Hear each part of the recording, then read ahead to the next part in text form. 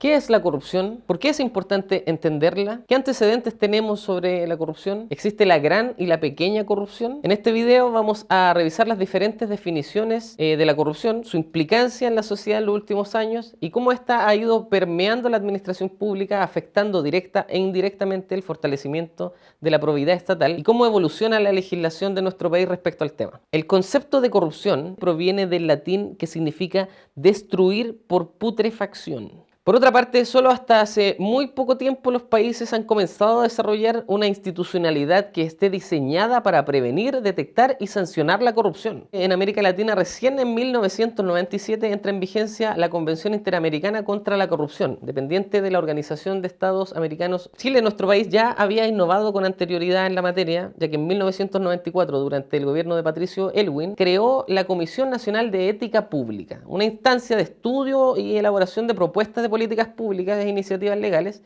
que fuese a contribuir a perfeccionar la democracia y a reforzar también los procedimientos e instituciones que cautelan el cumplimiento de los deberes legales en la actividad pública. En el año 2003 se crea la Convención de las Naciones Unidas contra la Corrupción, siendo este el primer acuerdo multilateral en combatir de manera directa y de forma especializada la corrupción. Por otro lado, en el año 2007 se estableció la Convención Antisoborno de la OCDE, comisión especializada de la cual nuestro país también forma parte desde su inicio. Entonces, cabe hacernos la pregunta: ¿la institucionalidad vigente en Chile es suficiente para lograr cumplir con su deber como Estado de luchar contra la corrupción? Esta es la pregunta que trataremos de resolver en las siguientes líneas. En Chile, en 1994, entonces, se crea la Comisión Nacional de Ética Pública, la cual ya señalamos, la que dentro de sus postulados estableció lo siguiente, y abro comillas: cuando un agente público en el ejercicio de las funciones que le atribuye la legislación vigente y a través de las mismas consigue un beneficio privado, estamos ante la corrupción. Ya en el año 2021, de acuerdo a Chile Transparente, entiende por corrupción el abuso del poder confiado para el beneficio propio. Significa entonces que la corrupción no solamente está en las esferas públicas, sino que también la podemos encontrar en el mundo privado. La corrupción en el mundo privado también debe ser una preocupación de los estados, como lo son, por ejemplo, los casos de colusión o el financiamiento ilegal de la política. Sin embargo, para efectos de este video, nos centraremos solamente en la corrupción en el ámbito público. Respecto a las definiciones de corrupción, Chile Transparente refiere a los actos del gobierno y sus dependencias descentralizadas. Toda aquella institucionalidad que dependa de fondos públicos. Se incluyen a las policías, a las Fuerzas Armadas, los caminos públicos y las autoridades de tránsito, las escuelas primarias y el sistema de salud, entendiendo que si allí hay corrupción, se actúa en beneficio de privados, relegando entonces un interés superior común, pero de acuerdo a su magnitud, este puede ser diferente y nos podemos encontrar entonces ante la gran corrupción o ante la pequeña corrupción. La gran corrupción refiere los actos cometidos en un alto nivel de gobierno para distorsionar las políticas o funcionamiento central del Estado, permitiendo a los líderes beneficiarse a expensas del bien público. Mientras que la pequeña corrupción se entiende más como un abuso cotidiano del poder encomendado a los funcionarios públicos por interacción con el ciudadano, con el medio. Según Alejandro Pastrana Valls, dentro de las múltiples definiciones de corrupción siempre hay tres elementos que son claves. El primero es el secreto y el encubrimiento, esenciales para la existencia de la corrupción. Segundo, el mal uso de los recursos públicos. Y tercero, la posibilidad de obtener un beneficio, el cual no solo puede ser económico, sino que también a veces puede ser político, profesional o incluso de otra índole. Hoy en día, según Chile Transparente, las más recurrentes formas de corrupción se pueden clasificar en los 5 grandes grupos. 1. El soborno. Consiste en ofrecer, prometer, dar, aceptar o solicitar una ventaja como un incentivo para una determinada acción que es ilegal, inmoral o que implica un abuso de confianza. Los incentivos pueden tomar distintas formas, como regalos, préstamos, honorarios, premios u otros. El clásico raspado de la olla. 2. La malversación. Sucede cuando una persona que ocupa un cargo en una institución utiliza deshonesta e ilegalmente fondos y bienes que se le han encomendado para fines personales, como puede ser el caso de la repartición de frambuesas en un vehículo fiscal. 3. Patrocinio o clientelismo. Es una forma de favoritismo, seleccionar a una persona para un trabajo o para otorgarle un beneficio del Estado a causa de su afiliación política o de ciertas conexiones, indistintamente siempre de su calificación profesional, de si cumple con los requisitos que establece la ley para gozar de ese beneficio. Como el caso de cierta ministra que luego de ser ministra terminó siendo consejera del Consejo de Defensa del Estado. En cuarto lugar tenemos el nepotismo, que implica una forma de favoritismo, pero basado en relaciones familiares, por el que alguien usa su poder y autoridad para proveer un puesto, un trabajo o incluso un favor a un familiar o a un amigo, como por ejemplo cierto hermano de un presidente que terminó siendo nuestro embajador en la República de Argentina. Y en quinto lugar tenemos el conflicto de interés. Implica una situación en la que una persona o institución se enfrentan a la elección entre los deberes que las exigencias de su posición le implican versus los intereses privados que ellos tienen. En su libro Radiografía de la corrupción, la autora Gabriela Andrade Martínez señala que existen 3 niveles de corrupción, según la gravedad del hecho que la constituye. En un primer nivel tenemos delitos contra la probidad administrativa contemplados expresamente en el Código Penal. Por ejemplo, la malversación de caudales públicos, el fraude al fisco, el cohecho o el soborno. En un segundo término, irregularidades administrativas, que implican acciones más sofisticadas, como por ejemplo el mal uso de información privilegiada, la utilización de cierta posición política, el manejo de influencias. Tercer nivel, tenemos la inobservancia de actuaciones éticas, por ejemplo, conductas que van en contra de valores éticos de la función pública, expresar dichos de odio o discriminación hacia ciertas personas,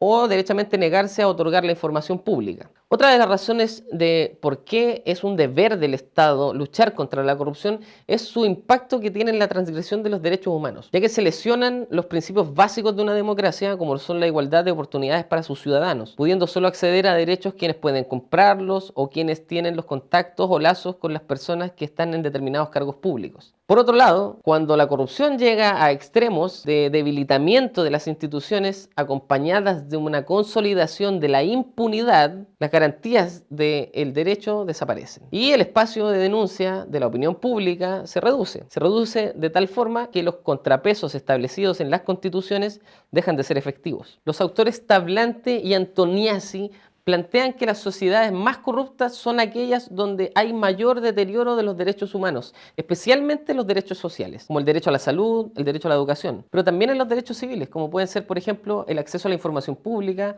el acceso al transporte o el acceso al voto. De acuerdo a Chile Transparente, altos niveles de corrupción están fuertemente correlacionados con la vulneración de libertades civiles. Por otro lado, menos libertades civiles hacen más difícil luchar contra la corrupción.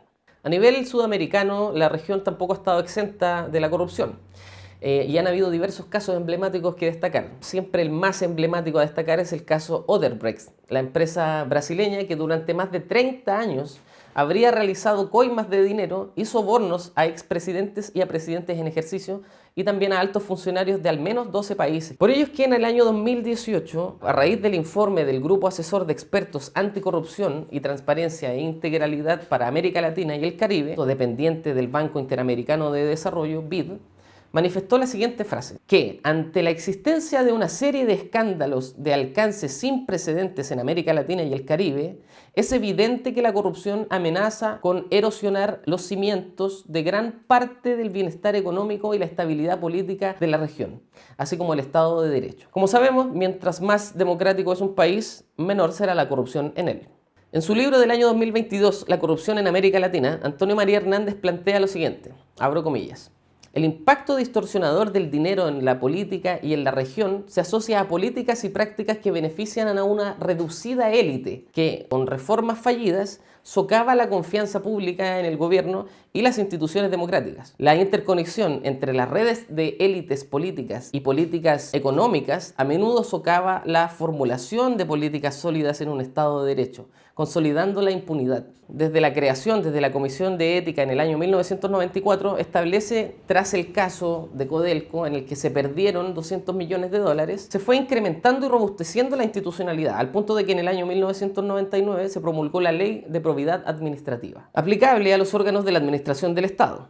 A partir de esta ley se pretendía regular materias como el acceso a la información administrativa, las inhabilidades e incompatibilidades funcionarias, el tráfico de influencias y los conflictos de interés que pudiesen afectar a los servidores públicos. Luego, en el año 2003, el gobierno del presidente Ricardo Lagos Escobar, tras otro escándalo, esta vez el escándalo Mopgate, alcanzó un amplio acuerdo político legislativo para establecer lo que sería la modernización del Estado. Esto facilitó la aprobación de un nuevo y significativo conjunto de normas, dentro de los cuales se destaca, por ejemplo, la reforma constitucional del año 2005, dentro de la cual se sentaron las bases institucionales que incluyeron los principios de probidad y publicidad, así como también la ratificación de importantes convenios internacionales para la lucha contra la corrupción, que luego en el año 2008, durante el primer gobierno de la presidenta Michelle Bachelet, hicieron que se avanzara en esta materia aún más, promulgando la ley 20.285, la ley de transparencia, bajo la cual toda persona tiene derecho a solicitar y recibir información de cualquier órgano de la administración del Estado.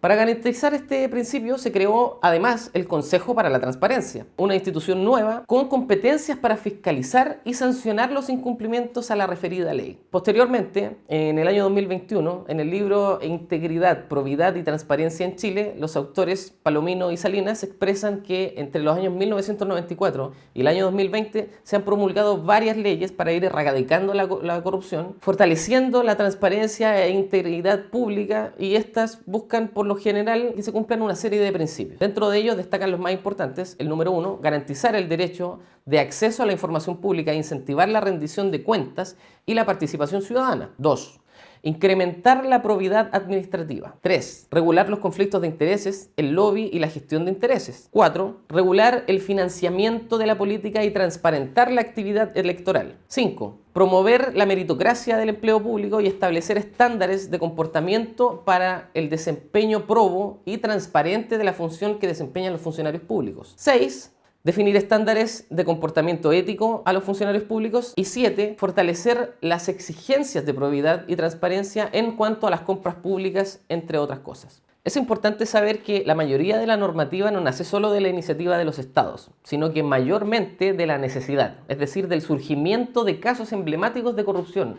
En Chile existen dos casos que son muy destacables en cuanto a esta materia. El primero de ellos es el caso Mopgate y el caso Sobresueldos, entre el año 2001 y el año 2002. La investigación determinó que la empresa Gate obtenía licitaciones de obras públicas para financiar campañas políticas, pagándose sobresueldos a 79 empleados públicos. El escándalo alcanzó tal magnitud que el presidente Ricardo Lagos de la época firmó un acuerdo con la oposición con el fin de modernizar el Estado y mejorar la transparencia. A raíz de eso nació la reforma constitucional del año 2005. Según la autora Gabriela Andrades Martínez en su libro Radiografía de la corrupción, existen 4 niveles pendientes que son claves para avanzar en nuestro país en materia de corrupción. Estos son: 1, la prevención; 2, la detección; 3, la investigación; y 4, la sanción. En cuanto a nuestra jurisprudencia local chilena, tenemos 2 casos emblemáticos que destacar para este curso. El primero de ellos es el caso Corpesca, causa rol número 309-2018. En este caso se condenó al ex senador Jaime Orpiz a la pena efectiva única de 5 años y un día de presidio efectivo de cárcel en calidad de autor de 6 delitos consumados contra el fisco. El segundo caso es el caso Mopgate y los sobresueldos, causa rol 25.378-2014.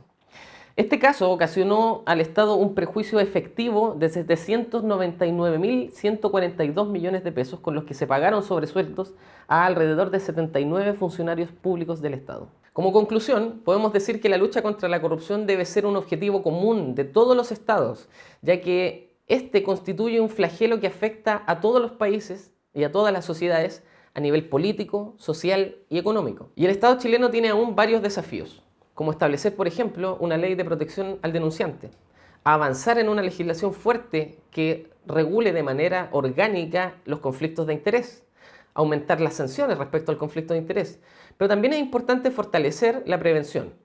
En este sentido, es deber del Estado concientizar a la ciudadanía sobre los peligros de la corrupción para establecer su rol fiscalizador y para tener una sociedad mejor cohesionada.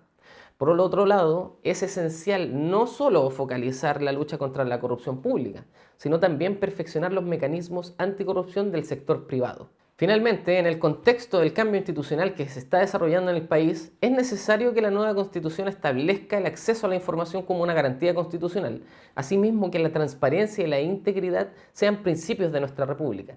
Todo ello para tener una mejor sociedad en la que las y los ciudadanos puedan entregar su confianza al Estado y éste responda con probidad y transparencia. Este video y ensayo fue posible gracias al trabajo de Carol Álvarez Órdenes, Paula Garay Vicencio, Augusto Prado Sánchez y quien les saluda, Miguel Ángel Calderón Flores.